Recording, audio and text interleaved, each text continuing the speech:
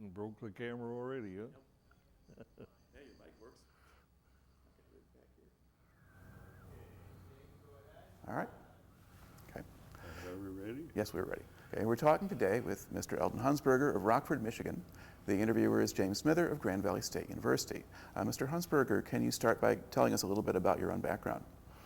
Okay, I was born on Hunsberger Road on a farm, and that's in Plainfield Township. And the farm was, well, actually, the airport is down at Madison Avenue, and they used to come out and practice over the farm. And my dad would get real mad because I didn't work all the time. I was watching the airplanes. Well, finally I told him that I was going to join the Army Air Corps.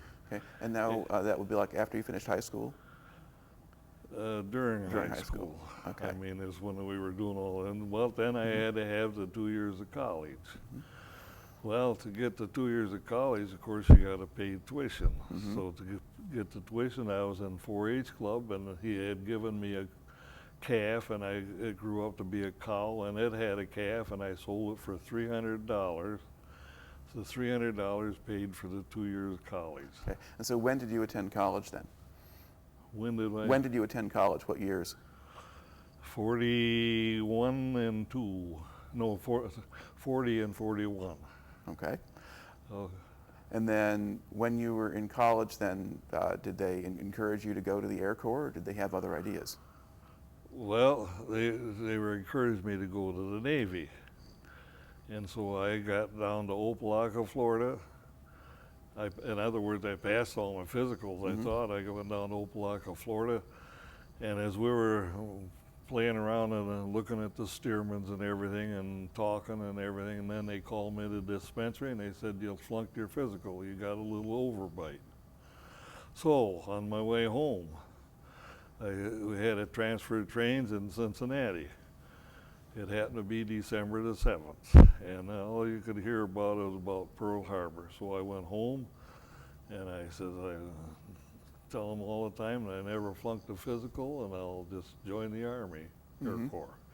And I did, and then they sent me out to Santa Ana, California, and then, of course, you had to go through all your stuff to find out whether you're going to be a pilot, bombardier, or get flunked out all the way. So what kind of tests or whatever do they do for that? Oh my goodness, all kinds of things. Well, the main thing that we always said that farm boys could fit square things in a round hole, and the city folks couldn't do that. So it so happens a good share of the pilots during World War II were farm kids. Now, what was it about being a farm kid that made a difference? Were you just better mechanically, or? Yes, we had to fix up things all the time. We had to use our own ingenuity to do it. And I think that was one of the reasons. So that's what we did. Okay. Now, can you describe sort of the training process? Did they send you to a bunch of different places, or how did that work? Yes, there's 3. You had to go to primary. Well, first you went to just a cadet, learn how to march and all that kind of junk, and be a good prater. And then the next one was you went to primary, and then we flew. That was at Cal Aero in Ontario, California, and we flew Stearmans. And if you made it, then you went to the next place, which was Okay, were Stearman single-engine planes or single engine a biplane. biplanes? It had 2 wings.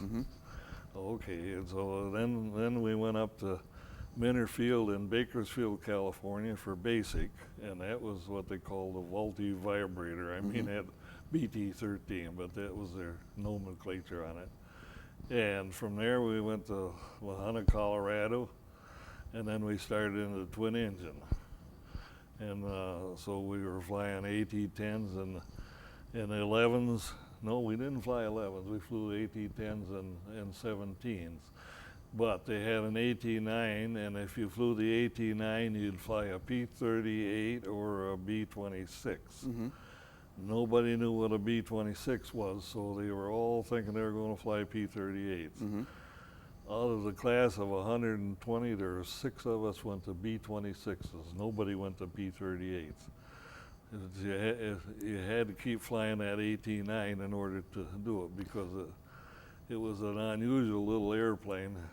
Can you describe it a little bit? What made it different from a regular trainer? Well, its pattern deal was when you took off, it took off at 120 miles an hour. You flew it at 120. When you come to make the pattern and land it, you went down like this at 120 miles an hour and flared it out at the bottom. Well, that's kind of like how the B-26 worked, Okay. only a lot faster. Now, did you have a lot of accidents and things while they were training on those? No, I don't know that we did. No, I don't remember any accident. Okay, because it just sounds like kind of a dangerous way of trying to land. It worked out real good for me anyhow. Mm-hmm. so I liked the little airplane. Well, I liked flying after I got into it, or I really did. Mm-hmm. So Now, about how long does it take to get to the point where you're training in the AT-9s and you get assigned to a we B-26? were 2 months at each place, so that's 6 months. Mm-hmm. Okay, so we're kind of so- getting farther later into 1942 by then. Yeah, well, I had 43B in the February of 43 is when I graduated and got my commission. Mm-hmm.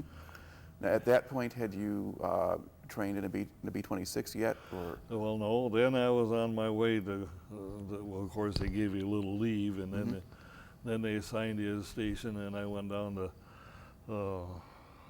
not Myrtle Beach, but Florida anyhow. Okay. And flew 26s, and I flew as co-pilot, and I didn't like all this military stuff in the States. I mean, it was like everybody says, it's chicken. Yep. Well, what kind of stuff did you have to put up with? I mean, was it specifically at the base in Florida where you had the issues, or was that all the way through the process? That's in a training command. Mm-hmm.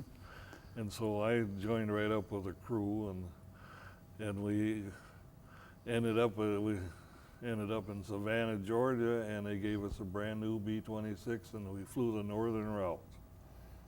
Okay, so I flew co-pilot, which was fine. And the northern route, first stop was in Savannah, Georgia.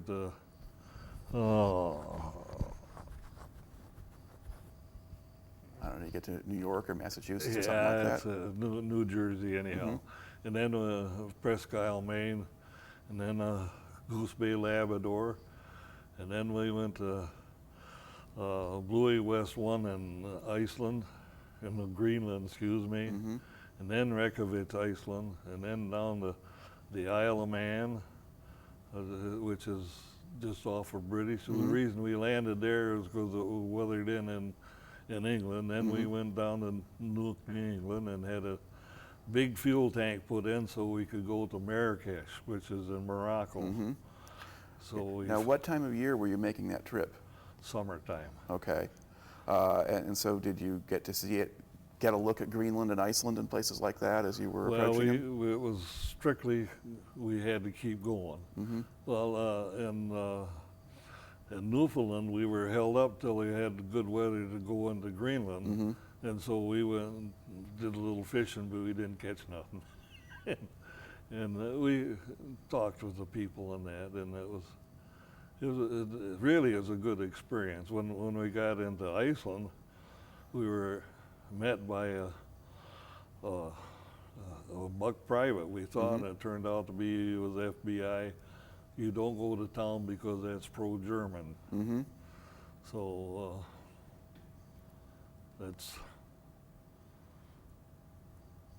so we didn't go to town. Right. But in England, it took quite a while for them to get the Bombay installed in The fuel tank in the Bombay? Yeah, tank. yeah. And in that Marrakesh, that was a long track for the B-26, clear from England, clear down into North Africa. And then, of course, we landed there at Marrakesh, and then we went over to Casablanca, and they fitted us for combat. Did they take the extra fuel tank out at that Yeah, point? they took the fuel tank out and did some other stuff to it, I don't know. But we played around in Casablanca quite a while before they had us ready to go. Okay, well, what was there to do in Casablanca? Well, there's a lot of Arabs around there, Mm-hmm. and we could just things to get in trouble. There wasn't anything really fantastic to do. What's this thing that's popping You around? can just maybe hold it in your lap. Oh. Oh, I see. That fell down, huh? Mhm. Well, I thought I felt something. We'll make him edit that part out. Okay, but anyhow, we didn't do a lot. Hmm. About how long did you have to wait around before they got the plane ready? I think we were there about a week, Mhm. and then we went to where we were. Well, and then our next one was to land at Tunis, and we landed at Tunis, and you'd never seen so many wrecked airplanes there. That the German airplanes that had been blown up and everything, you know. And they were still just lying around, or were these ones that had come to attack the base? Well, they were there before we were Mhm. there, and yeah, they were just beat up. They just pushed them off the runway? And They pushed them out of the way so you could use the runway. And then my first base was at Al Bathan, which is just outside of Tunis. Mhm. And as I had my first missions, I went to Salerno Beachhead, and that's a good introductory. They'd have about 100 fighters hit you and the flak all over the place, and Okay, could you describe a little bit that first mission you took over Salerno? just a lot of noise with the flak back and active. Okay. The second mission, we had landed on the beachhead because they hit the trim tab, and it made the elevator flop. And that fact, there's an ad in the Saturday Evening Post, an old ad on that airplane where it was flopping. And we landed on the beachhead and left the airplane there, and a guy flew in and picked us up. And Now, was there a landing strip on the beachhead at that point? just a little fighter strip. Okay. They shot at us all the way around going on our pattern. Okay. So at that point, so that wasn't very far into the actual invasion at that point? No, So, right, yeah. no, none of the Italy, no. Mhm. No, that was just a little teeny beachhead in it. Mhm. I understand the soldiers were glad we come because we did help them a lot by. Yeah, were you doing ground support basically? Were you attacking German At troops? that or- time, we were doing ground support, but most of our missions were what they call Operation Strangle. We were out there to get all the goods coming down. We were hitting railroad bridges, marshalling yards, Right. and things like that. We never hit a civilian target. Only one Okay, you time. probably don't want to really play with that because that'll make extra noise and Okay. maybe turn it off. Okay, we never hit anything but military targets. One time we hit a factory, Mhm. and we hit it at noon, hoping that the people would be out of it. Right. So we were pretty good people. Okay. Now, if you're attacking, say, a rail line or something else like that, at about what level do they have you fly in? We flew in most of our missions at 12,000 feet. Okay. So We you're didn't need oxygen. okay, but that you didn't have to come. You weren't coming down lower to try to hit a target more precisely. You were. No. Okay, we usually, we could have up to 32 airplanes in a formation. Mhm. Just the lead airplane and then one flying along next to it had the northern bomb sight in. The rest of them, when the first bomb went out, they had what they called toggled. So the bombardiers and all the others, they just toggled it, and that made a tight pattern on the ground. In that fact, we were the only ones that could hit Florence or Rome on their marshalling yards because of our accuracy. So we were pretty good for a batch of farm kids. Okay. Now, in this phase, you're kind of end of 43. How much opposition were you getting from the Germans at that point? Well, in the Salerno area, we were getting a lot, but then as you got up, and sometimes you wouldn't have any trouble, but they were darn awful good with their flak. Mm-hmm. And in that fact, my tent mate got shot down at Orvieto, we'd hit that bridge twice, and finally he got shot down. He was in the lead airplane, and he got the DFC for continuing on and dumping his bombs, and then the crew went out. Mm-hmm. But the airplane was on fire, and I could see it because I was flying down here, and I could see it happen.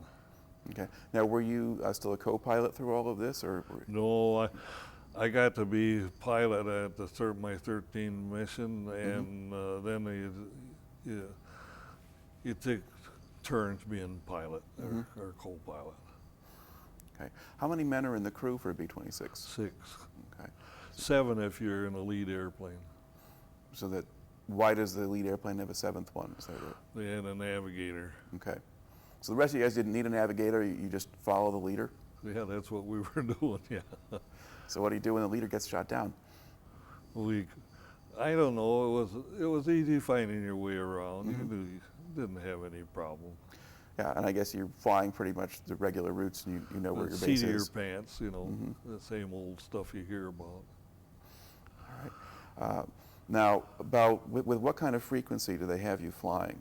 I mean, is there sort of a regular pattern to it? You fly a mission and Well, usually we had either a 4-ship formation or a 3-ship formation, and then the whole formation would be set up the same way. You would get up to 32 airplanes in one formation. Sort of how often would they have you fly? When the weather was good. But did you have stretches where you were flying every day, or were they giving you breaks in there? No, it took me a year to get my 65 missions in, so we had January and February we had a lot of bad weather, and we didn't fly instruments at the time. Later they started flying instruments. They had they got so they could bomb through the clouds. We couldn't at the first. Now, aside from supporting the beachhead at Salerno, did you get assigned at certain points to attack other combat zones, casino or places like that? Well, we helped when they put in Anzio too. We helped that one, and Monte Cassino, we were the last outfits in there, and it was still standing when we came there, and we flattened it. So, and I never seen so many airplanes in my life. They were all our kind of airplanes, but the 17s and 24s, they were just black with the sky with them. And now, was that sort of the exception or the unusual type? that was unusual. Yeah. Now, when you went into Anzio, what did they tell you about the situation there, or did you know what you were going into? Okay, General Clark was running that one, and he didn't want any air support. He didn't want any air support? And then all of a sudden, he called for air support. Now, this was just a rumor, I don't know. But anyhow, they said he was giving a big speech, a morale speech to his troops. And we come in there, and they told us to bomb close, and they say we blew him off of his speech. So I guess we bombed close. We didn't hurt any of our guys, but they say that's just a rumor type thing. But it was the sort of thing where it was an operation that didn't go very well, and they didn't do what they thought they would, and they were getting counterattacked pretty badly. He figured he was good, and he wasn't that good. No. But there was the kind of thing where I think they had to bring in the 82nd Airborne to reinforce them at a certain point, and he so finally needed us. Yep, and it so happened the first time he called us, the weather was bad, and so we had to wait a couple days, and then that's when he was giving his big speech we hear.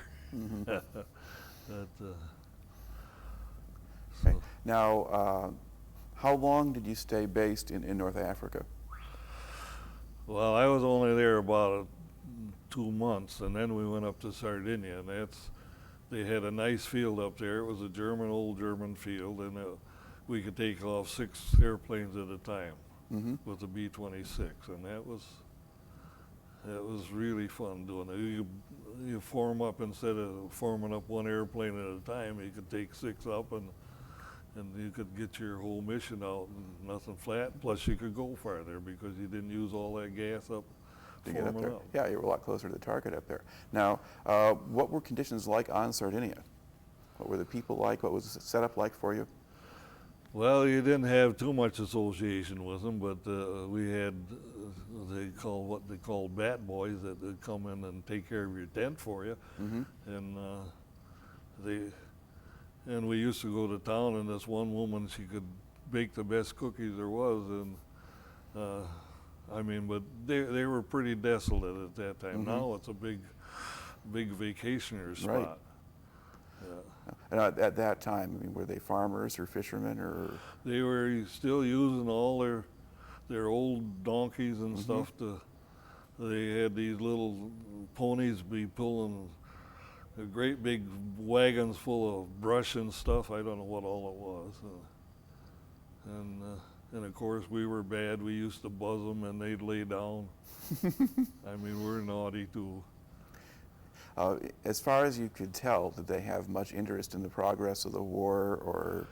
Well, we didn't really know, but when we went back to our reunion there, Mm-hmm.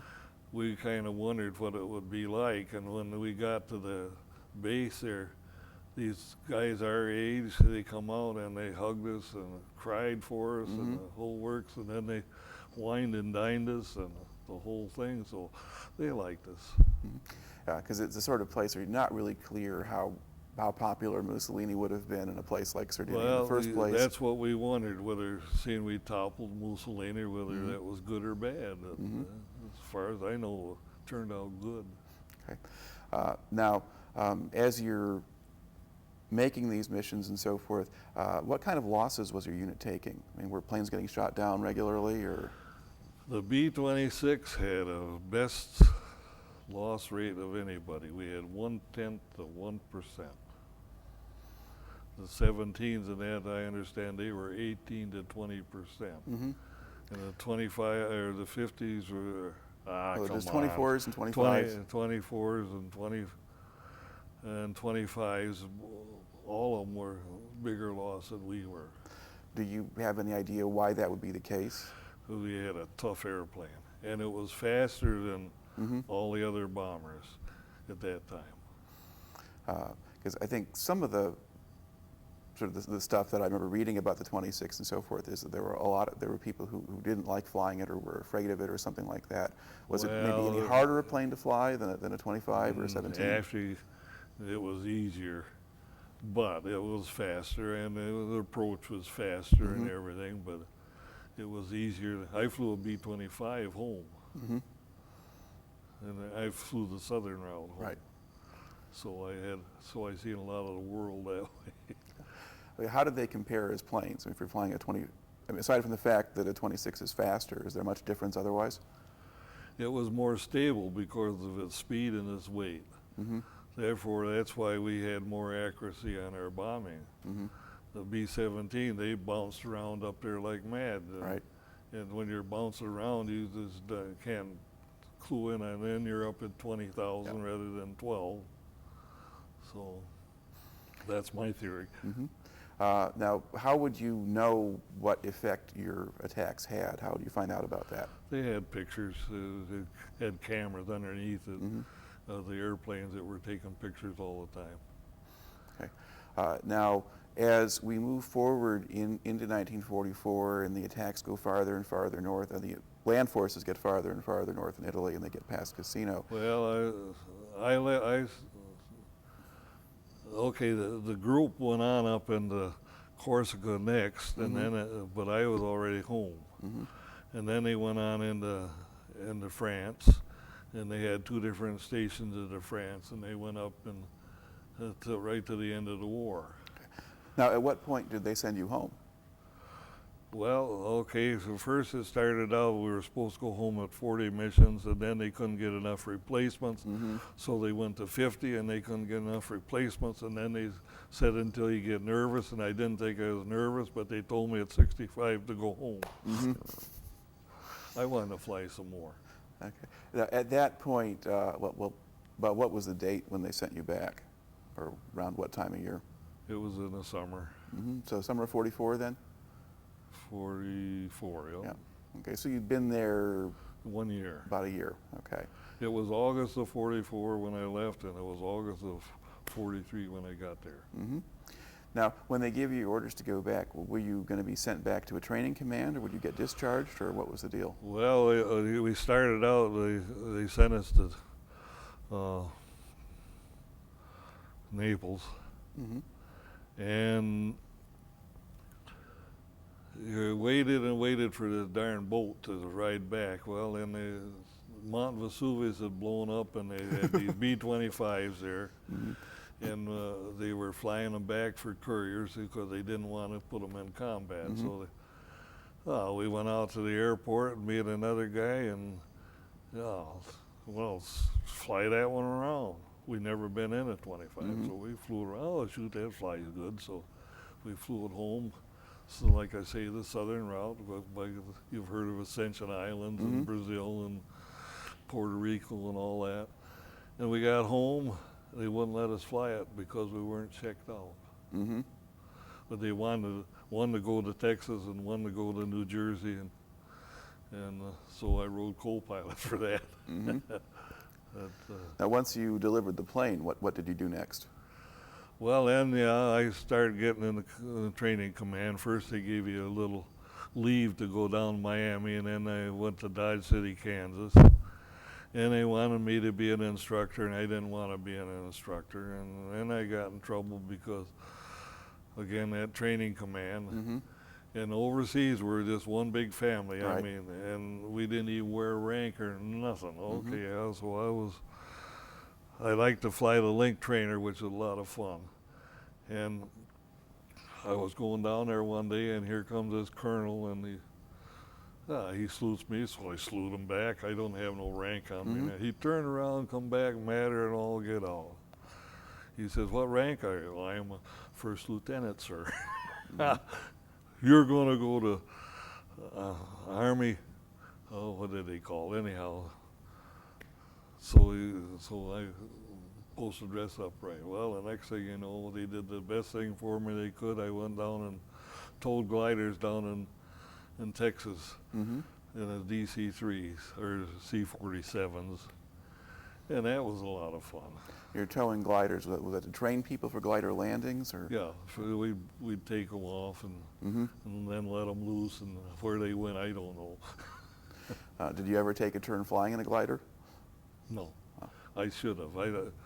Now, a glider and a sailplane are two different things. A sailplane, I think, is a wonderful thing. If you can, I've never been in one, but I think that's the ultimate of flying. That's my opinion. And is that where you can soar and stay aloft just by riding the thermals and that Yeah, kind of then thing? they ride the thermals and everything, but a glider, they were just made to pull over to the area and then take their load in. Right. Yeah, so. So basically, were you sent down there? Was that punishment to make you go flying gliders, or they just wanted to get you off the base and I send you think somewhere they else? were trying to get me off the base. I got in trouble down there because it was in New Year's time, and the darn general that was running the base, he wanted a big party, and I didn't want to go to the drunken party, so I didn't go when I heard about that. So then I got back they sent me back to Dodge finally, and then I went down and I took a aircraft maintenance course, and then I had an airfield down in Myrtle Beach, South Carolina, that I was maintenance officer for transient aircraft. And then I got to fly the A-26, which is made by North American instead of Martin. Mm-hmm. And that was faster yet. Okay. So that was just a different version, pretty much the same design as the B-26, just a little different, or? No, it was. In that fact, there was just one seat up in front for the pilot, and the co-pilot sat back there, and he couldn't do nothing anyhow.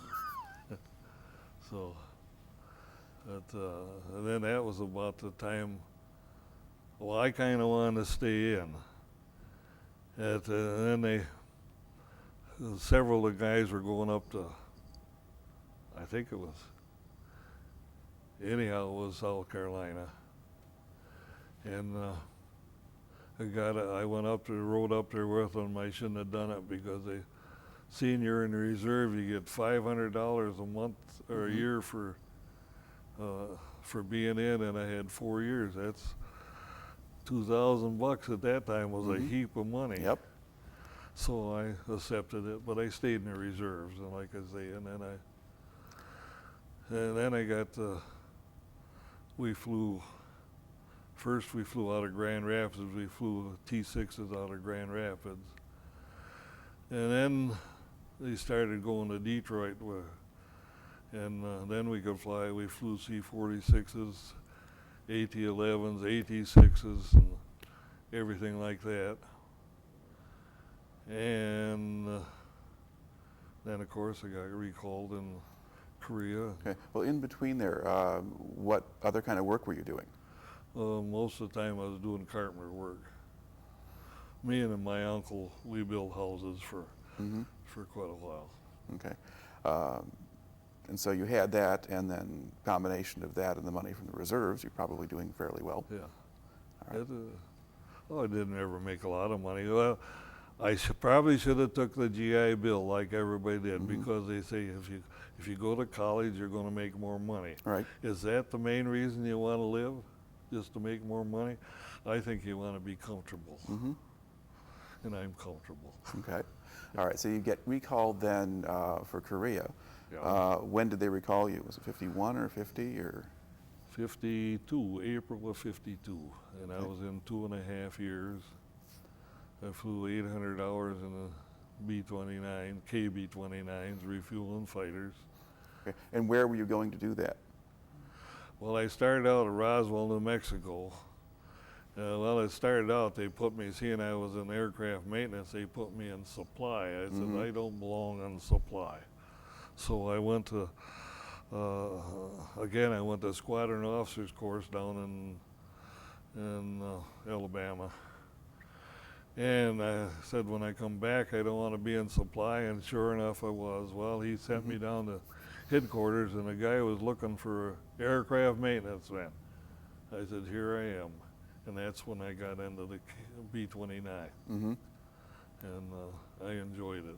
Okay. And then where were you, in flying those, where did they base you out of? Well, we started out in Roswell, and then we went to Bergstrom down in by Austin, Texas. And we did a lot of all over the world of refueling fighters. We were the first to refuel fighters.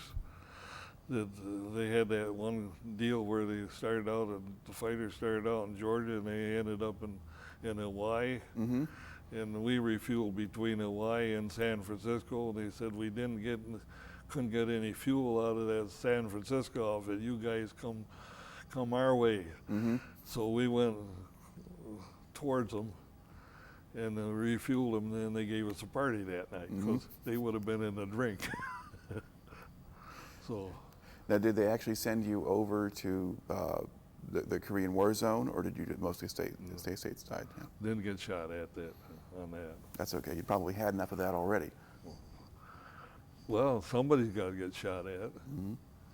Yeah. Of course, with the refuelers, you probably are not going places where people are going to shoot at you that often. Because that's a hot target, really. Of course, we were flying, our fuel for the airplane was octane, or regular gasoline, while we were fueled with jet fuel, so you had to keep the engineer from hitting the wrong tank. Would that ruin the engine, or if you put the wrong fuel in it? It doesn't ruin the engine, but it sure didn't run good because they did it a couple times. Listen, now, are there other things that kind of stand out in your mind about your period in the service, either in World War II or Korea, that we haven't covered yet? Well, after Korea, I mean, then we just reserve. It was just meetings on a Tuesday night, every Tuesday night for so many years. How long did you stay in the reserves? 23 total years. That's with my active and reserve. Okay. That way, the government gives me a little stuff. And the best thing they gave us was the medical. They finally did it. It took them a long time, but it's wonderful. To look back on the whole thing now, how do you think your experience in the military affected you? Did you learn things from it? Do you view the world a little bit differently because you were there? Or? I don't know. I'm just me. No, I enjoyed all my military. I mean, you probably shouldn't because war isn't nice. Mm-hmm. And as far as I'm concerned, I was happy what I was doing. Mm-hmm. Now, when you're actually in the war, I guess from the perspective that you had, did you see much of the signs of what the war actually did, or? Well, no, we didn't, except for, like I say, they have photographs Mm-hmm. of it, and then we have our reunions. I've been to every reunion we've had. I think Mm-hmm. we're about our 25th one, I think, and I don't think there's going to be many of us here. Not too many. They're getting lesser and lesser. Well, it's part of why we're running this project. We want to get as many of their stories as we can, and so that people have a much better idea a long time from now what it was like to be where you were and doing what you were doing. Well, I think my story probably is a lot different than a lot of the stories. Particularly, I'm glad I wasn't on the ground. And, Mm-hmm. but I talked to the ground people, and they're glad they weren't in the air. So Mm-hmm. I guess that equalizes us out. All right. Now, did you? I guess you kept flying then while you were in the reserves because you were still in aircraft and that kind of thing. Well, I built my own airplane. Two of them I built. I was Mm-hmm. going to retire out as a flight base operator, but I got down to the nicest airport there was, and after a little bit, it turns out it's not your business. It's the government's business, the Mm-hmm. city and the federal government. It's not your business. So I just stayed there 1 year and got out Mm-hmm. because I couldn't do what I wanted to do. They shut me off all the time. So, Mm-hmm. but it was a beautiful little airport, and I had it going pretty good, except for I didn't like it. Mm-hmm. So you were actually running an airport? Was that? Yeah, that's what it was. Okay, me and my wife were running it. We were paying them 2 cents a gallon for that's every month. Oh, okay. And she liked it because she liked to talk on the radio when I was out flying. She'd Mhm. like to talk to me or tell me her problems and stuff, you know. But I just couldn't take every time I went to do something rather, no, you can't do that. Mhm. And so they sold it to, I sold my thing, and I lost $10,000. But I sold it to a crook, it turned out to be. I didn't know he was a crook. Mhm. And then, so they got rid of him, and then they hired a guy for $12,000 a year. They gave him a truck. They gave him 8 employees. And here me and my wife are doing it all by ourselves. Mhm. So, I don't know. So what was your main career? What main job did you have then Well, then, after all that? before that, between when I got out of Korea and I started out a hardware with a partner, Mhm. a builder's hardware, and we went around from builder to builder and with our little trucks and sold them hardware. Mhm. I did that for 20 years. I mean, yeah, I know it wasn't any big college profession, but I was happy. Sure. And I didn't need any computer, and Mhm. I used all. If anybody asked me where anything was, it was right here. Mhm. That's a computer too, you know. Right. Yeah. Okay. All right. Well, thank you for taking time to talk to me today. Okay. Thank you. All right. And we can just. I hope I didn't do too bad. Well, you did just fine.